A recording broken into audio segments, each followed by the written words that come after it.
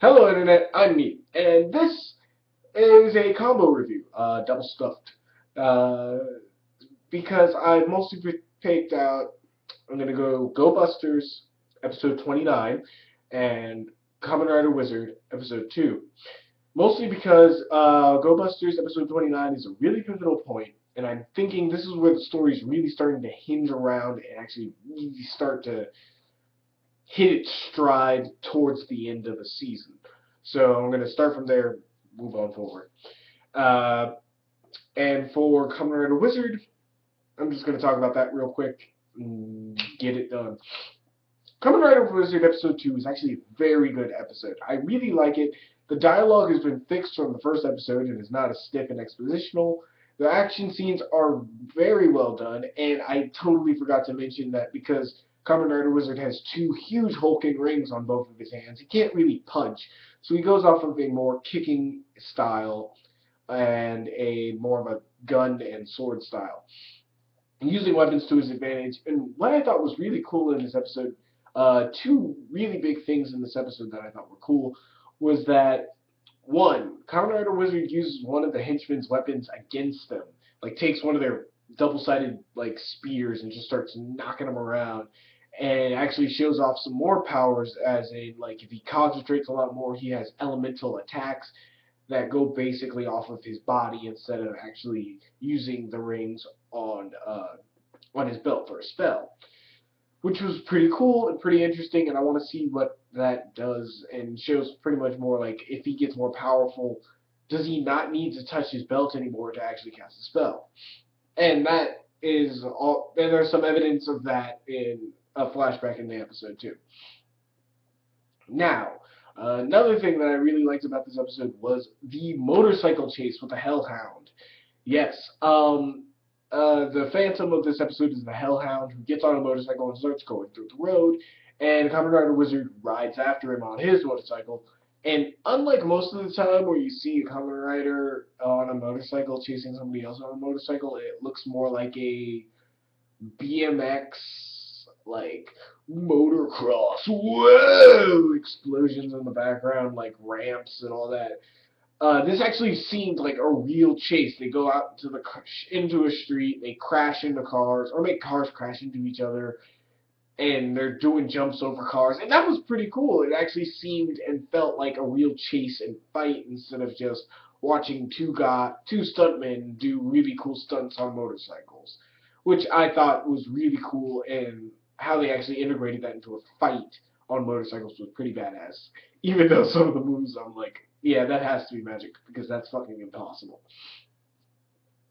Now, on to what the hell this episode's about. This episode's about a gate known as some kid, I don't know. Pretty much, imagine if Guy from a Gokaiger was never stopped being breastfed and dressed like, well, dressed more loudly in the color range. I mean, like, same ridiculous kind of dress up, but a lot more bright.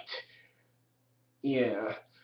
Turns out this guy is a gate who is a grown man, probably in his late 20s or mid to late 20s, believes heavily in magic, and then gets told off by kids because kids are like, dude, you still believe in magic?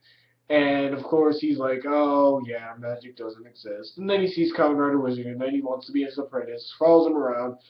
Kamen Rider Wizard's like, no, you don't want to be my apprentice. The detective comes back and says, yo, I want to be learning magic. I wish I could. And then, of course, we get the backstory on Kamen Rider Wizard and how he survived the solar eclipse, even though everyone died except for him and the girl. I keep forgetting her name.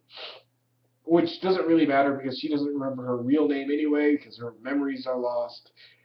And of course, a white wizard shows up where after all these people have died and the phantoms have been born, pretty much protecting him without, like, with the same belt and rings, but he doesn't touch his belt. He just kind of does that, and like some things come out. And it's like kind of cool. If you notice, that's what he does. Gives him the driver, says he's a wizard, and says go on your way. So And of course the detective is like, oh, okay, now I understand what it truly means to be a wizard. Like, he didn't just go, I want to be a wizard. No, he had to go through some really bad shit. Now, the guy who wants to be apprentice gets told off by a common rider wizard, and then he goes and sulks, and then he gets his spirits up and says, you know what, screw it, if he doesn't teach me, I'll teach myself magic. Gets attacked, somehow actually shoots fire from his fingers, because he's a gape. He does have magical abilities, and that's what makes him susceptible to the Phantom's growth.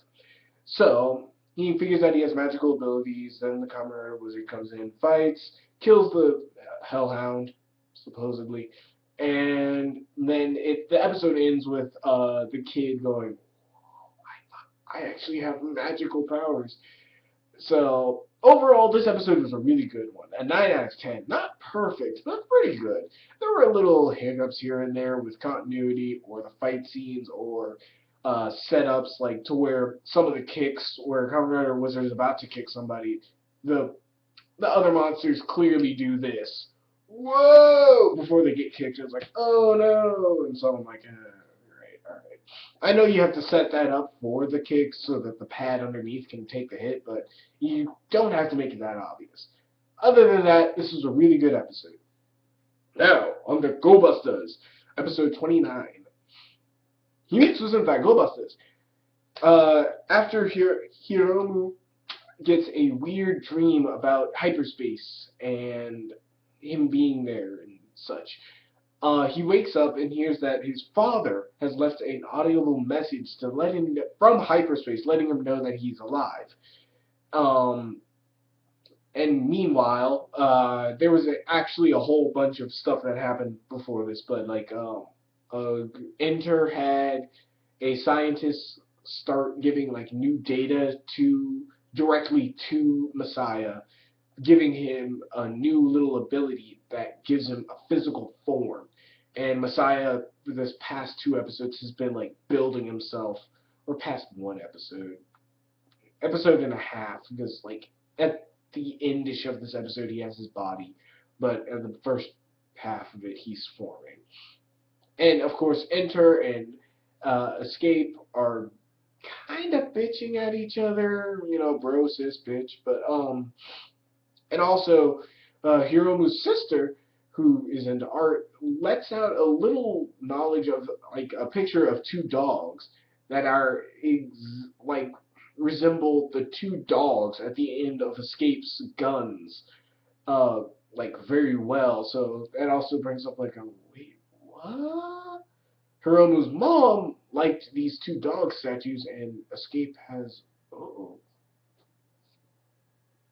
Some people are theorizing that Enter and Escape are actually Hiromu's mom and dad that are just avatars for Hiromu's mom and dad from hyperspace. I don't know about that theory yet, so I'm not going to say anything. Anywho, but this time, after a while, they figure out that I keep forgetting what the hell Beatbuster said, but they have decided to go into hyperspace themselves. Go Busters go into hyperspace and take down Messiah. They just go in. We're gonna have to take the fight to them. So they get the Busta machines ready and make the grand great Go Busto.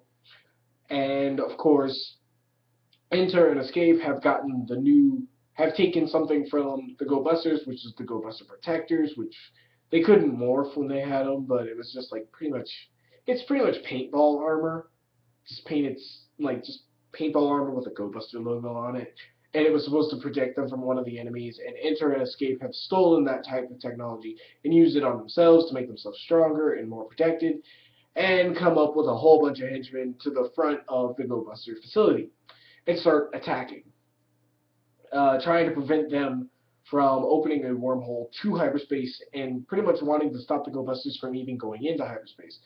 Needless to say, after a long, arduous, and very intense battle, with Hiromu almost being killed and Nick coming out of nowhere with machine guns, I had no idea he had those machine gun attachments, they actually do make it into hyperspace, and they do face off with Messiah for the first time, seeing him in his body, and he can create more little robots with him.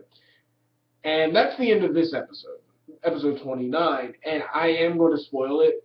Episode 30, they get a upgrade.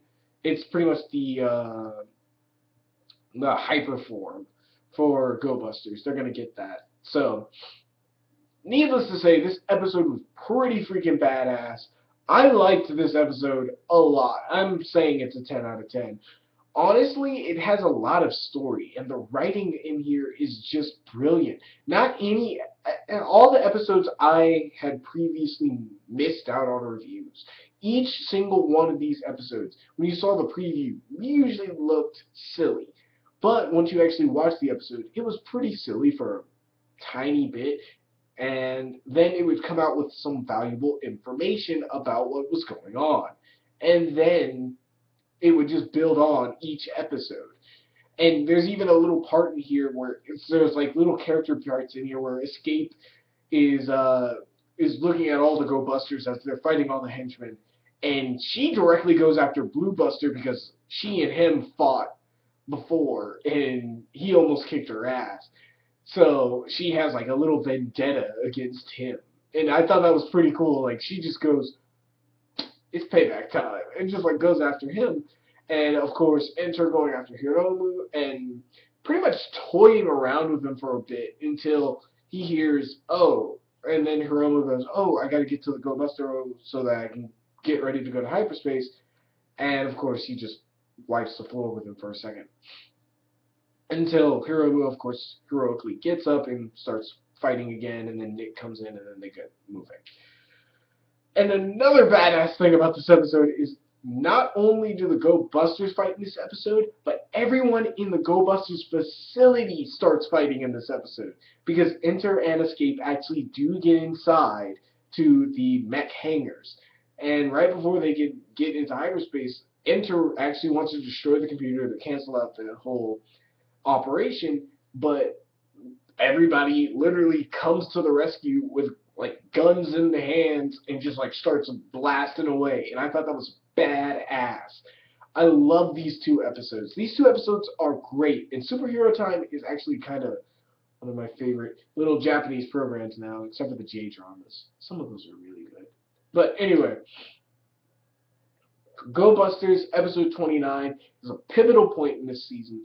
And it's starting to, and the reason I picked this episode to come back on is because this is where everything is starting to come together. We're starting to get a lot more answers, and we're also starting to see that they can start going into hyperspace. And this might be a normal thing, because this isn't even 30 episodes in, and this season still has a ways to go, even if they just ended at episode 40. 10 episodes, with the way this show has been written, can cram a lot of information with a lot of entertainment and still be enjoyable to watch.